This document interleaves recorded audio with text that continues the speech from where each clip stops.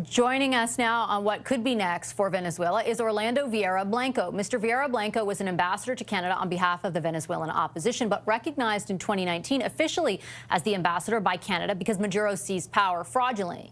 Despite international support back then, the opposition was unable to unseat Maduro, and Orlando Viera-Blanco, has been living in Canada in exile ever since. Hi, Mr. Viera-Blanco. Pleasure to welcome you to our program. Thank you very much for making the time.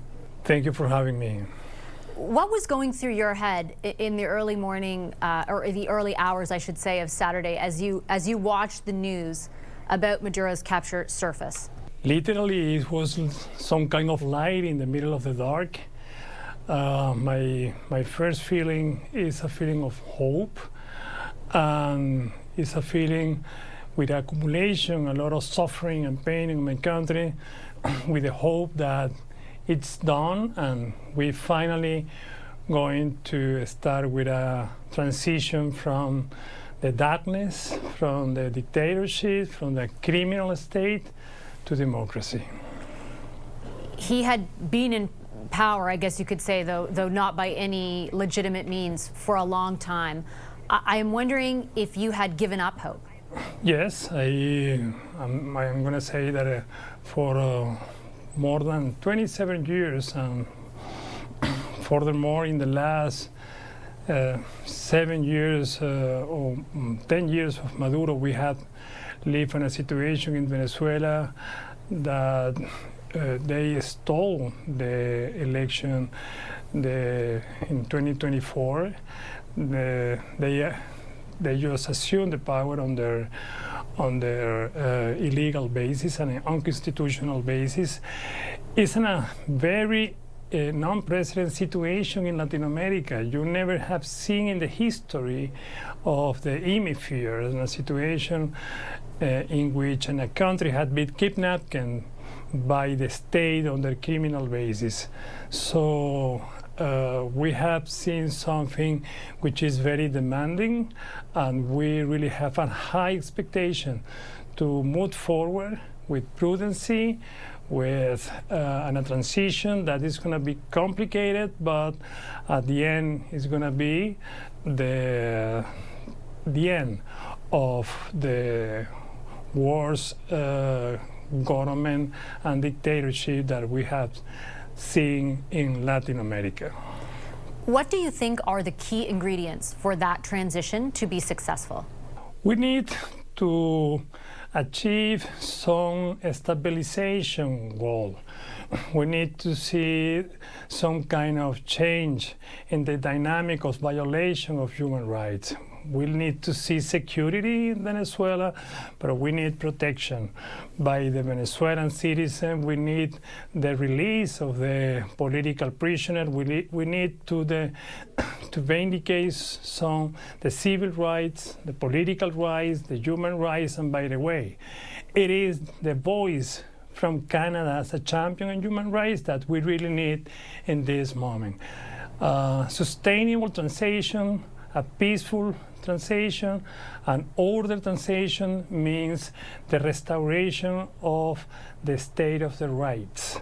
And we need the urgency, freedom of the political prisoner, and guarantees of protection of no more prosecution against the innocent Venezuelan people.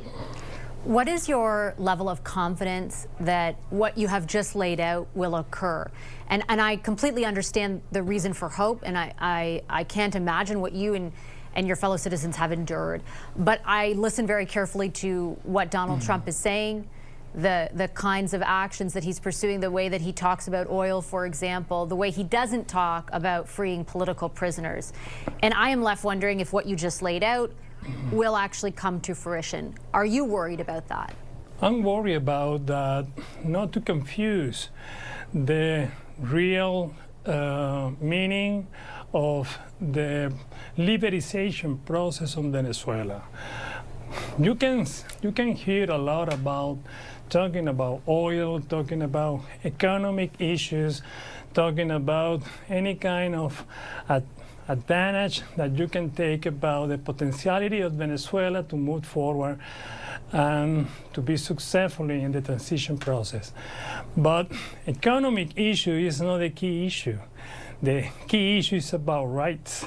The key issue is about human being, and I have very confidence that it is in a situation that demands a lot of strategy, that demand a lot of planification and a lot of measure to stabilize the country. It's not a diplomatic issue, by the way. It's an enforcement issue.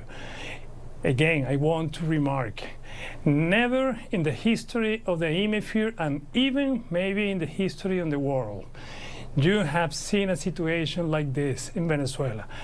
I'm talking with you, and I can tell you, just myself, I have like 2,000 complaints and denounced in the International Criminal Court. We need the voice of Canada in order to impulse and move forward with the justice in the International Criminal Court. We need that Canada join with the Trump administration in the United States in order to give protection of the Venezuelan citizen in the process of restoration of the economy and the institution and the state. We need the voice of Canada in order to demand protection of human rights and non-violation of the civil and political rights. Just yesterday, it was arresting and imprisoning 15 journalists in Venezuela. We need the voice of the world to get involved with the White House in the process of the transition process in Venezuela, not just because we have oil, not just because we have resources, mineral, rare earth, or whatever. It's because we need to get back home, and we need to get home peacefully and with the full restoration of the civil, political, and human rights. Do you think countries like Canada can exert enough pressure, for example, on the White House, that when you talk about the imprisonment, right? I mean, the president right now was Maduro's vice president. I think that's why there's concern that this is not going to be the kind of transition that you hope it is. Do you think Canada can exert that kind of pressure on the White House to ensure the transition looks the way that I completely understand you say it should? Absolutely. Canada, I have to remember and I have to recognize at the time that I was ambassador from the interim government to Canada, I received a lot of support from Canada as a voice in the protection and human rights in the United Nations. I received full support from Canada to make the referral against Maduro in the International Criminal Court. We received a lot of support from Canada who promote the installation of the fact-finding mission in the United Nations. Canada is a champion in human rights, and that is a good issue to try to give campaigning with Trump administration in order to move forward. This is a good issue, by the way, to create bridge between Canada and United States. I know that the speech sometimes, the message from Mr. Donald Trump could be rude and could be so pragmatic, but that's the function, that's the real participation of the champion of human rights like Canada. So I'm pretty sure that we have an issue in which Canada and United States and the rest of the world could participate in the complicated transition, which means justice, which means peace, which means again restoration of a country with a lot of resources to achieve the Venezuelan miracle. One final question for you, sir, if you don't mind. You've been forced to live in exile here in Canada. Do you hope to return one day to Venezuela? Absolutely. I'm very excited to have the expectation to get back to Venezuela. I became Canadian as well.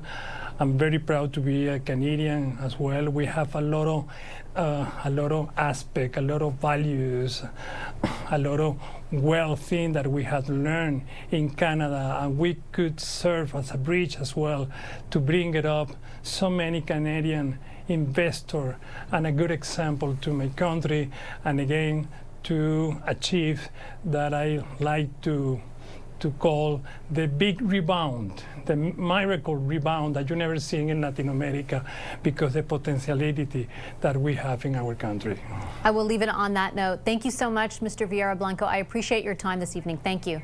Thank you and good evening, and thank you for having me.